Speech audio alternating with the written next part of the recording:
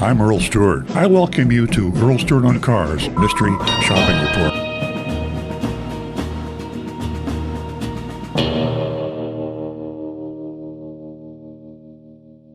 Our mystery shopping report went to Stone Mountain, Nissan, Georgia. Okay, I'll be reading as if I were Agent Lightning. I arrived mid-afternoon, and as I was looking at the first car, a salesman named Patrick approached me. He shook my hand warmly and welcomed me to Stone Mountain Nissan. I told him I'm interested in this new 2025 Pathfinder SL, but I see there's a market adjustment on the sticker. Okay, make a note of that. Market adjustment, very common terminology here in South Florida. Patrick interpreted it reassuringly. Don't worry about that. We really want to earn your business.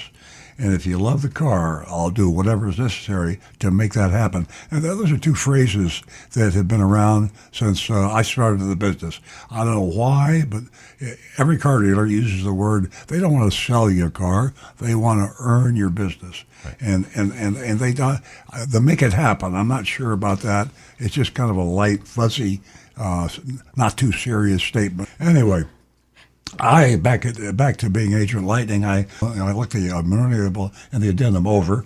The MSRP was $43,785. The addendum had a familiar, nostalgic feel. It added $995 for nitrogen and wheel locks. Nitrogen came around 20 years ago, I don't know. And it's just a big thing with car dealers.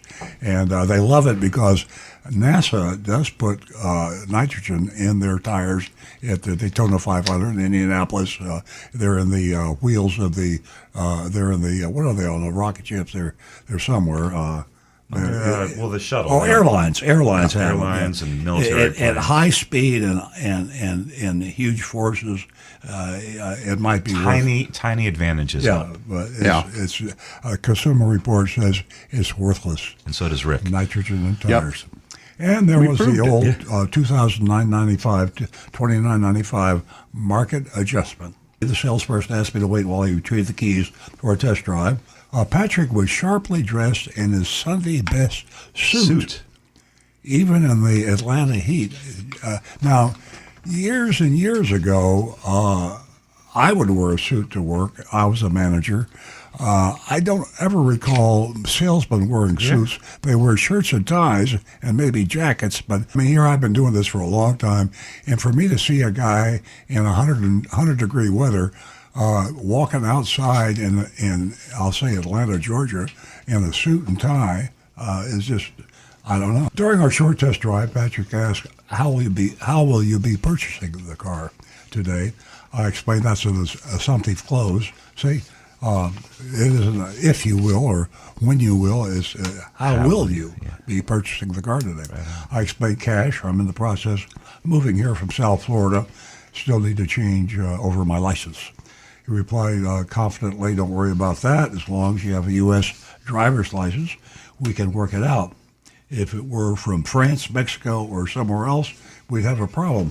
I'm not sure why he threw that out there. It could have been a political statement, I'm not sure, but probably. Then asked exactly, "Where are you from?" "I'm from Port St. Lucie area," and West Palm area, I answered, to clarify. When we arrived back at the dealership, we went to Patrick's desk. As soon as we sat down, Carl, his sales manager, came over to introduce himself. Patrick informed him she's in the process of moving up from Florida. Carl asked, "Which part?" "West Palm," I replied. Carl smiled warmly. "I'm from West Palm Beach, too. What's going on here?" I used to go swimming at Du Bois Park all the time. Nicest beaches around. Patrick here will take care of you. They'll develop a little rapport there, a little fuzzy-wuzzy kind of a thing. Patrick collected my information to enter into their system, then excused himself briefly to speak with Carl about some numbers. When he returned, he asked, "Where would you like to register the car?" "I'd rather register it here if I didn't have to do so twice. It might take me a day or two to sort out my license," I explained. Patrick asked, "Which zip code will you be using?" "I'm not sure yet, but it's right here in Stone Mountain," I responded. perfectly perfect. I'll be right back. A few minutes later, he returned with a price sheet. The top line was MSRP, $43,785. They took off. This is you got to build it up so you can take it off. They took off $3,733, which made the adjusted price $40,052. Then they added two more junk fees, $199 for taxable fees, and as you know, if there is tax paid on the fee, it cannot be a legitimate fee. It's junk. And an $899 doc fee, which is again junk. There's no documentary. She's paying cash. There are no doc stamps. I mean, that's a total. To me, in North Carolina, that's illegal to call their junk fee a doc fee because it's a lie. A doc fee is doc stamps that you pay when you finance a car. Right. Agent Lightning is going to pay cash. You're not going to finance it. So even if they were paying a charger a doc fee, which they're not, they're lying. It would be a misstatement. Out the door was $43,715. He was somewhat pushy, saying, "This is a great deal. I can get you financed at around 6% if you have good credit." I politely declined, explained, "No, I'm paying cash. I'll really need to figure out everything with my first move, or when I move here, after I move here. I'll be in touch soon." Patrick backed off, and Carl expressed understanding, saying, "We completely understand. If you need anything at all, please let us know. We pride ourselves on amazing customer service. So if you need a ride or anything else, just reach out." I thanked him and left. Well, there you have it. And we vote on this. I thought it was going to be a lot worse. So they're going to me, they're above the curve. So I'm going to give them a B-. For me personally, I'm going to say a D. I just the whole nitrogen, charging $1,000 for nitrogen and a $50 set of wheel locks is just out there. And I'm going to give my grade for me to give them anything less than an F. Oh, you haven't given yours yet. No, I'm going to give them a C.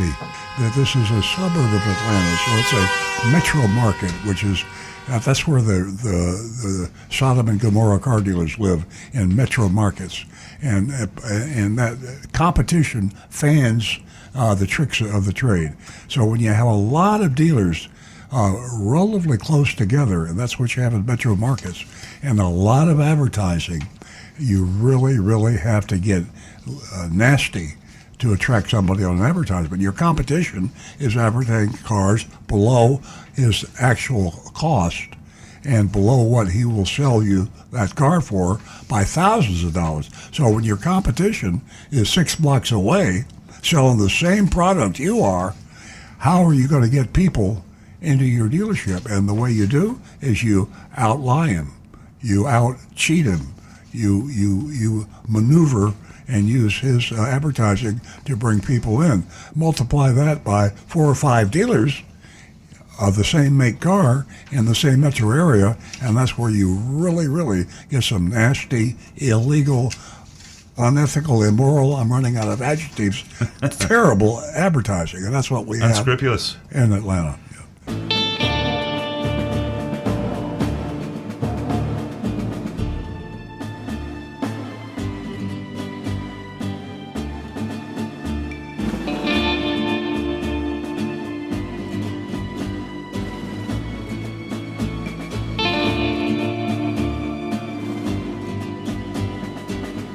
Hi, this is Earl Stewart. Thank you for watching this video. If you would like to be notified of new videos that we post to our YouTube channel, simply click on the subscribe button and the bell icon in the lower right-hand side of the screen.